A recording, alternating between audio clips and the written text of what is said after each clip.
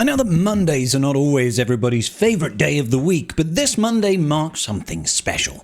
That's right, we have got the return of Conquest, and with this version of Conquest, we are going to be unlocking Satiel Shan. Fortunately for us, we do have some behind-the-scenes footage, courtesy of data miners extraordinaire, on how Satiel performs so we can get an idea of what she actually does. I haven't watched these yet. Let's do it together. Now, Conquest units are often some of the most powerful units that we get in Galaxy of Heroes. Take a look at the likes of Bane, Ezra, Queen Amidala. They are top tier units and can hold their own against galactic legends. Satiel looks like she's going to be fun just in general, just based on kits. I have a few concerns.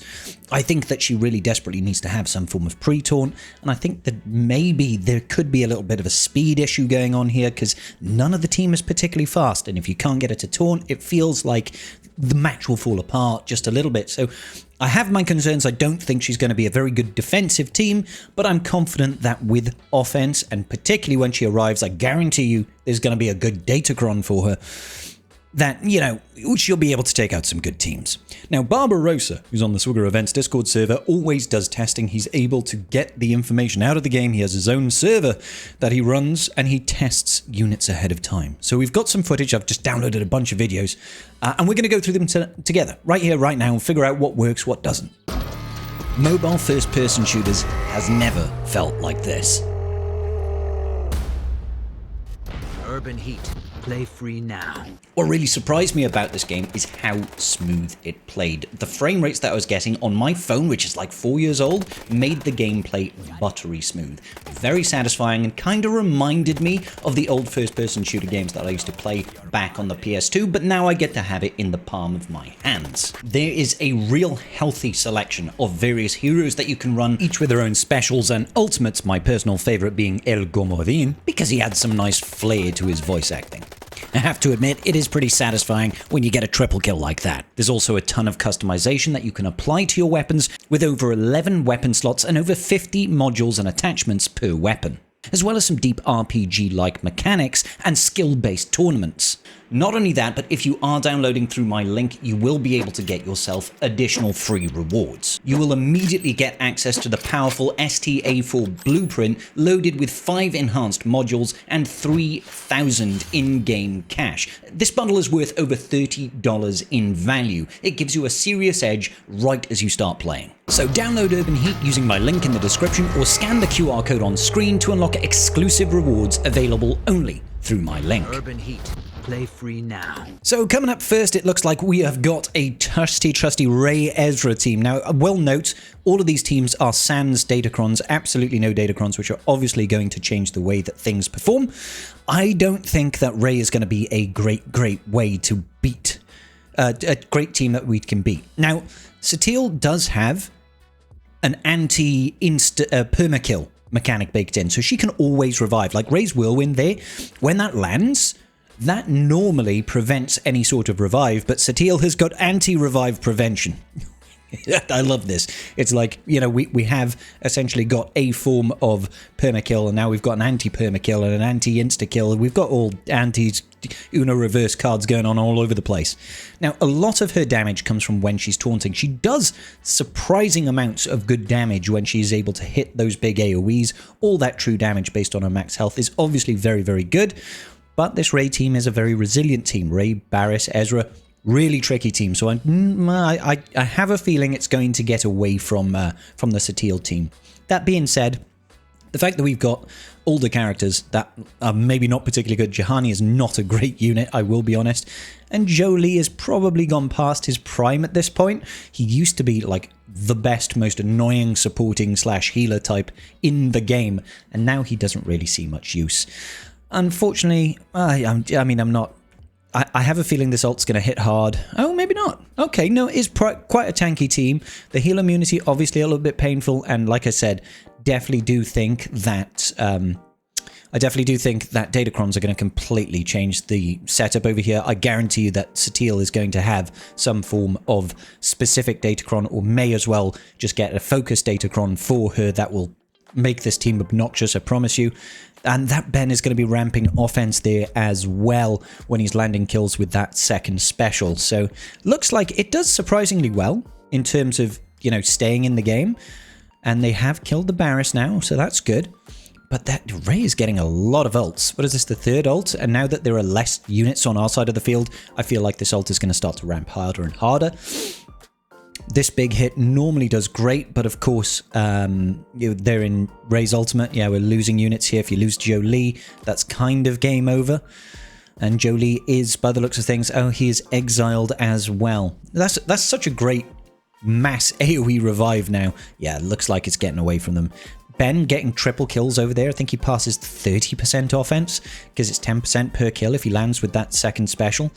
I will say her damage output is surprisingly strong. She's doing like 70 odd K on that call to assist whenever she's attacking out of turn, dealing damage based on her max protection, which is great. But as I thought, you just don't quite have enough sustain or damage output to deal with a Rey team like this. Granted, this is a really heavy, bulky Rey team, right? You've got Cal, you've got Ezra, you've got Barriss. All of those teams, all of those units, come together and really hold this team alive. So I'm not too surprised that it didn't quite have the damage output there. We've got one coming up now, Lord Vader. Let's see what Lord Vader looks like versus Satiel. I have a feeling this one will be slightly better. Slightly better, but let's see. The dot's obviously a bit of a pain. We've survived the opening intro, provided they don't insta-kill Jolee. I think that's the main thing. I imagine we're constantly going to be wanting to turn me to swap over to Satiel to be getting that taunt up, to get all those extra bonuses. I feel like that's going to be, you know, top dog for Christmas at the moment. Now, it should be noted, these battles are recorded with GAC Omicrons active.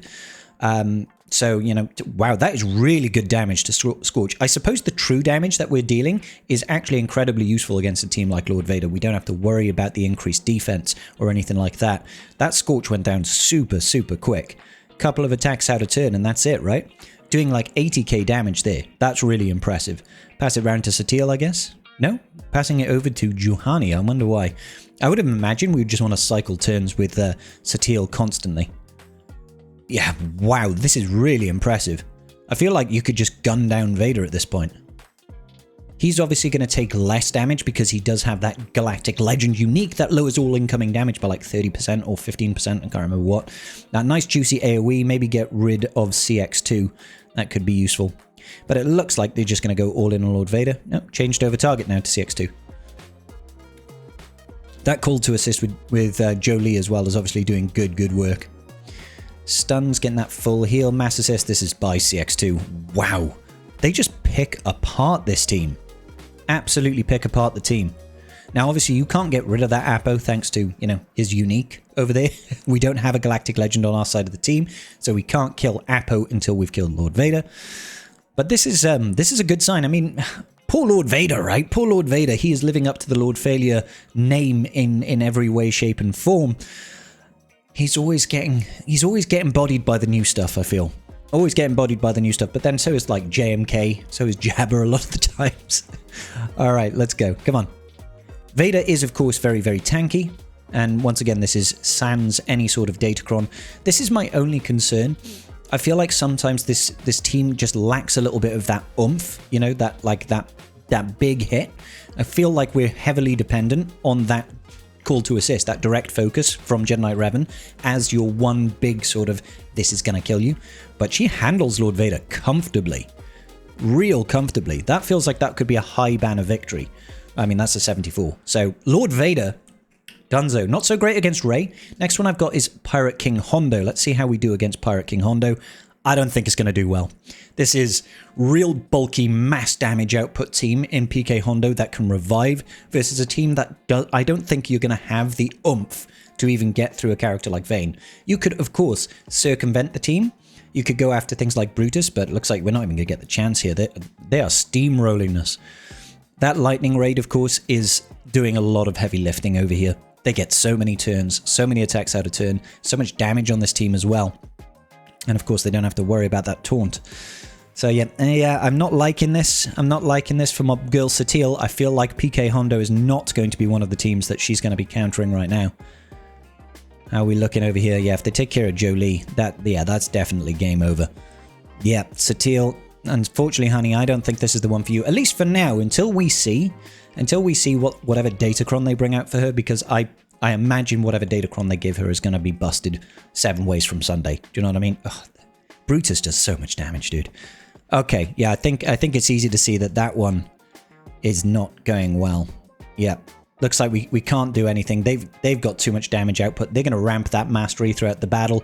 We can't put them down and keep them down. So PK Hondo's definitely off the cards over here. What else have I got? I've got a Slacker battle over here. Let's see how we do against Slacker. So, versus Slacker. Why is this an undermanned Slacker team? I don't know why this is an undermanned Slacker team, but hey-ho, this is the footage that I've been given. So, I mean, we're already coming in at an advantage. I feel like the fact that Slacker will go invincible is going to be a bit of an issue. That damage coming out of Darkside Ray as well, not great. And, of course, with Darkside Vision Ray there, as soon as he starts killing units, he's going to reset those turn meters. And that's the big problem for this team, I feel like. You just don't have the pace. And if you let Slacker get rolling, which it looks like he is, he's just constantly going to reset. Yeah, that's not even close. That is not even close. And this wasn't even a full Slacker team. So it looks like Slacker is absolutely off the cards right now. Not a good matchup for Satiel. We do have one here for Jedi Master Kenobi. I'm a little bit more hopeful about Jedi Master Kenobi. They've got the insta-kill immunity at the start by the looks of things, so Cat wasting that yeet, and we can probably just direct focus onto Cat now. Or I guess you could go after JMK. That did a surprising amount of damage, to be fair.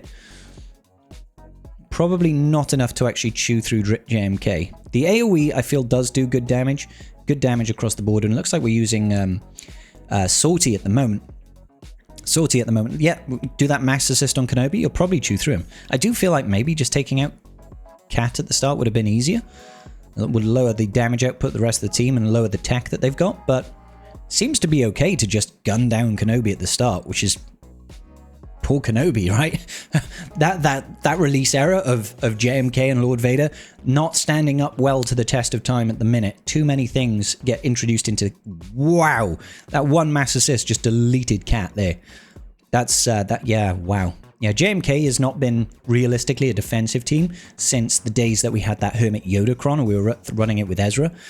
But even before that, JMK's days on defense were pretty much numbered.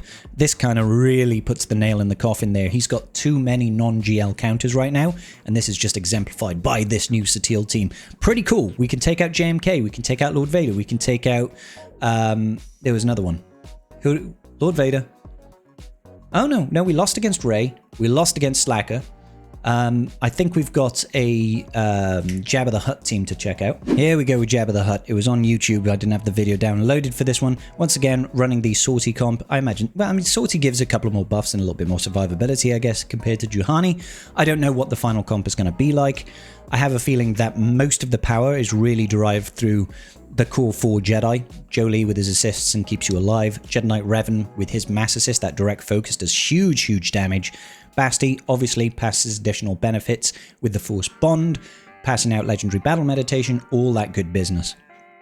I have a feeling this one's going to go very well. That AoE damage alone was just tearing through this team. So call the assist. We can't call the assist because of Bausch at the moment. We need to take more turns. More turns coming in. All right. Direct focus the Bausch, maybe? Yeah. Cool. Now we should be able to start assisting in a second. I imagine personally I would probably give the buffs over to Revan rather than Satiel. So obviously that would normally do the insta-kill, but we have insta-kill prevention right now. But also it does give them a full heal, which is rather frustrating.